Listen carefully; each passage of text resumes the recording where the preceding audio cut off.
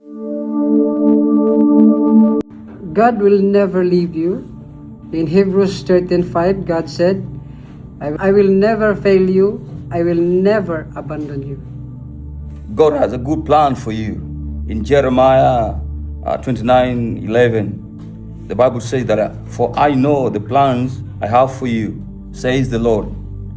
They are plans for good and not for a disaster, to give you a future and a hope. God gave strength to the weak. In Isaiah 40 verse 28, He gives power to the weak and strength to the powerless. God bless you. God give peace. John 14:27. I am leaving you with a gift, peace of mind and heart. And the peace I give as a gift, the world cannot give. So don't be troubled or afraid. Amen. Here's your prayers in 1 John 5:14-15, and we are confident that He hears us whenever we ask for anything that pleases Him. And since we know He hears us, when we make our requests, we also know that He will give us what we ask for. God is always with you. In Joshua 1:9, this is my command. Be strong and courageous. Do not be afraid or discouraged, for the Lord your God is with you wherever you go. God will make all things new. According to Revelation chapter 21 verse 5, it says, He who was seated on the throne, He said, I am making everything new. Happy birthday! God heals the brokenhearted. In Psalm 147 verse 3, He heals the brokenhearted and bandages their wounds. God gives the Holy Spirit.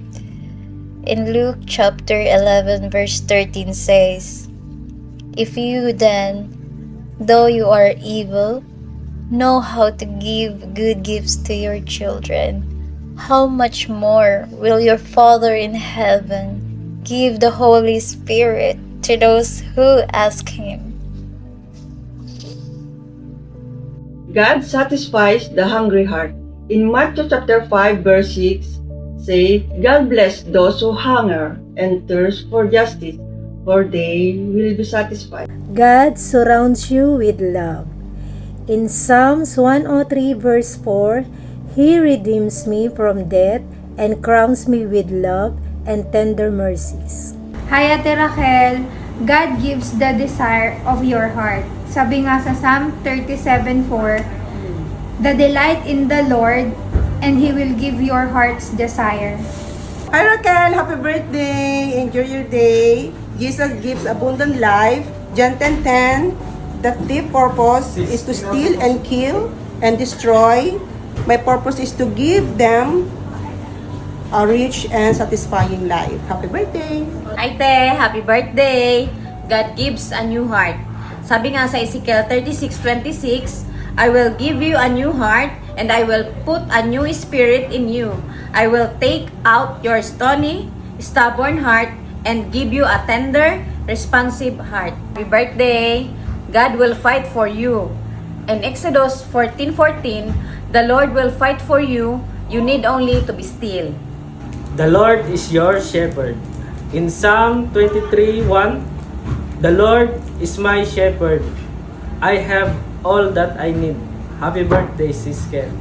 Hi, Sister Raquel. Blessed happy birthday. God will strengthen you and guard you.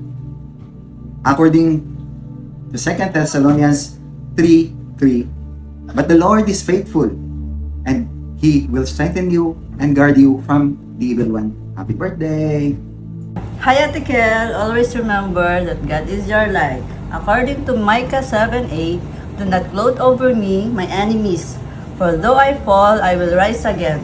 Though I sit in the darkness, the Lord will be my light. Happy birthday!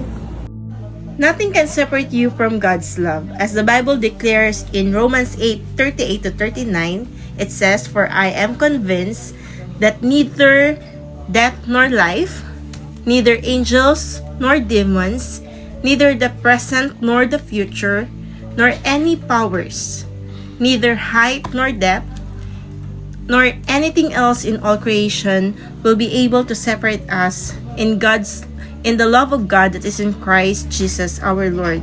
Hello, Sis Cal. Always remember that no matter what you are going through this time, whatever the circumstances that you have right now, God's love for you never change. Nothing can separate the love of God from you. So just continue to trust Him, stay strong in faith, and always remember that He will never leave you nor forsake you. He is always with you in your battle right now. God bless, happy birthday, and we love you with the love of the Lord. We missed you. Happy birthday, Sis Raquel! 2 Corinthians 12 verse 9, God's grace is enough. Each time He said, my grace is all you need. My power works best in weaknesses. So now I am glad to boast about my weaknesses so that the power of Christ can work through me. Yun ang sinasabi ng Lord bilang encouragement sa'yo. So pagaling ka, happy birthday, and God bless you and your family. Sister Raquel, isang mapagpalang araw sa iyo at nawa okay ang lahat sa iyo. Sa araw na ito ay araw ng iyong karawan at salamat sa Diyos. At mula sa aking puso ay maligayang kaarawan sa iyo, anak. At nawa ay bigyan ka ng kalakasan ng ating Panginoon at ingatan sa lahat ng pagkakataon. Sa iyong kinakaharap ngayon na inalawad ng Lord, naniniwala ako na ito ay magsisilbing malaking pasasalamat at patotoo sa kabutihan ng Diyos sa iyong buhay. Pagpalain ka, anak, ng ating Diyos. Maligayang kaarawan uli. God bless, anak. God bless. Happy birthday, Sis Raquel. And pray to you, Philippians 4:19. And this same God who take care of me will supply all your needs from His glorious riches as have been given to us in Christ Jesus. God bless you. Hi, Sis Raquel, happy birthday. Magpagaling ka. Andyan lagi si Lord, di ba? Sabi nga niya, God is your refuge and strength. Sabi nga sa salita ng Psalm 46:1, God is our refuge and strength, an ever-present help in trouble. Happy birthday ulit. Hello, Sis Raquel, happy birthday. Nais kong i-declare sa iyong buhay, katulad ng sinasabi sa Isaiah chapter 40 verse 31, na sa panahon na ikaw ay nanghihina, lagi mo tatandaan that God will renew your strength. God bless. God works everything for good, according to Romans 8:28, and we know that God causes everything to work together for the good of those who love God and are called according to His purpose for them. God bless you, sister. Happy birthday. God fills you with joy. According to Psalm 16:11, you will show me the way of life, granting me the joy of your presence and the pleasure of living with you forever. Psalm 16:11. Happy birthday, Sister Raquel. God bless you. Happy birthday, Beshies! Sabi nga sa Proverbs 3, verse 5 to 6, trust in the Lord with all your heart and lean not on your own understanding. In all your ways, submit to Him, and He will make your path straight. Happy birthday, Beshies, and God bless always. I love you. Happy birthday, classmate. This is God's promise for you. James chapter 1, verse 5. If you need wisdom, ask our generous God, and He will give it to you liberally, and He will not rebuke you for asking. God rewards those who seek Him. And Hebrews chapter 11 verse 6. And it is impossible to please God without faith. Anyone who wants to come to Him must believe that God exists, in that He rewards those who sincerely seek Him. Muli, Sister Raquel, happy birthday. I love you with the love of the Lord. God bless you always, sis. Happy birthday, Sis Kel. Jesus never reject you. Sabi nga ng John 6:37, all those the Father gives me will come to me, and whoever come to me, I will never drive away. Happy birthday, Sis Raquel. God gives eternal life. Sabi nga sa John 3:16, For God so loved the world that He gave His one and only Son, that whoever believes in Him shall not perish but have eternal life. God bless. We love you. Promises the crown of life. James 1:12. Blessed is the one who perseveres under trial, because having stood the test, that the person will receive the crown of life the Lord has promises to those who love Him. God bless. Blessed happy birthday, Sis Kel. Ang sabi ng Psalms chapter 1 verse 1 to 3, Oh, the joys of those who do not follow the advice of the wicked, or stand around with sinners, or join in with mockers. But they delight in the law of the Lord, meditating on it day and night. They are like trees planted along the river bank, bearing fruit each season. Their leaves never wither, and they prosper in all they do. And ngayong birthday mo, I am claiming and declaring na itong pangako ng Lord sa buhay mo ay magaganap.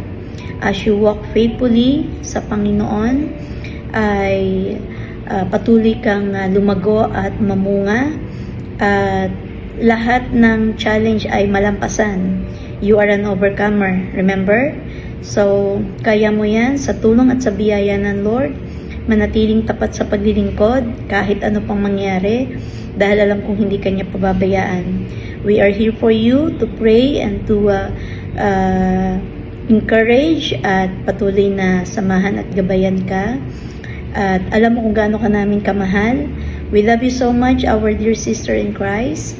Blessed happy birthday again, and God bless you always. God forgives those who confess. According to 1 John 1 verses 9, But if we confess our sins to Him, He is faithful and just to forgive us our sins and to cleanse us from all our wickedness. Happy birthday, Sis Kiel!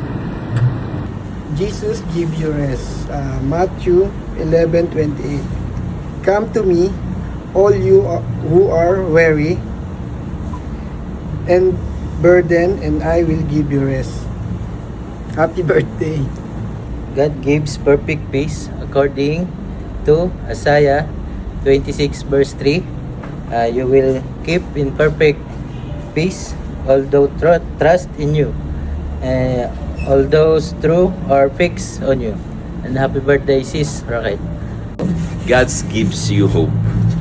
Sabi sa Romans 15:13, May the God of hope fill you with all joy and peace as you trust in Him, so that you may overflow with hope by the power of the Holy Spirit. Happy birthday, Sister Raquel. Hi, Sister Raquel. Happy blessed birthday po sa inyo. At ang prayer ko ay patuloy na palakasin ka pa ng Lord. At ang iyong faith ay patatagin ng Panginoon. I pray na dagdagan pa ang iyong buhay na mas mahaba pa, dahil marami pa tayong gagawin para sa Panginoon. At lagi mong tatandaan na mahal ka namin, at nandito kami upang sumuporta sa iyo lalo't higit sa panalangin. Magpalakas ka at tayo ay magluluto pa. Amen? God bless, and we love you so much. Happy birthday, Sis Raquel. Always remember in 1 Corinthians 15 verse 57, but thank God He gave us victory over sin and death through our Lord Jesus Christ. Happy birthday, Sis Raquel, and God bless you. God finishes what He starts. In Philippians 1:6, and I'm certain that God, who began the good work within you, will continue His work until it is finally finished on the day when Christ Jesus returns. Kaya always remember, Ate Raquel, ka-faith lang po. Happy birthday! God bless you! Sister Raquel, happy birthday! Ang mensahe ng Panginoon sa iyong kaarawan ay matatagpuan sa Jeremiah 29:11. For I know the plans I have for you, declares the Lord. Plans to prosper you and not to harm you. Plans to give you hope and a future. Sister Raquel, ang buhay mo ay nasa kamay ng Panginoon na. Your future is in God's hand. At anuman ang ating mga pagsubok sa buhay, let us just enjoy the life that we have right now. Nasa muling pagbabalik ng Panginoon ay kasama mo siya sa habang buhay. Once again, happy birthday. Hello sis, dito Blessed happy birthday nga pala sa'yo. At naniniwala ko sis na si Lord is marami pang plano sa buhay mo. Patuloy kanyang gagamitin. At patuloy lang sa pray at laban sa iyong chemo. At one day is ibibigyan ng Lord yung kagalingan mo, full recovery mo. And then Luke 1:37, nothing impossible with God. And we love you sis with the love of God. Daddy! Daddy! Happy birthday, Tita Raquel! Happy birthday, Tita Raquel. Always remember, God loves you. Happy birthday, Tita Raquel. Always remember, God gives hope. Happy birthday. I hope you have a nice birthday party. Happy birthday, Tita Raquel!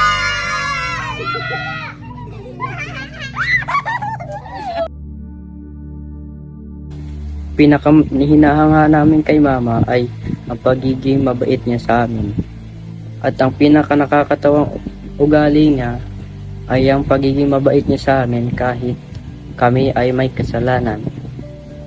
Pinakapaboritong ulam na niluto ni Mama sa amin na hindi namin makakalimutan ay ang adobong itlog.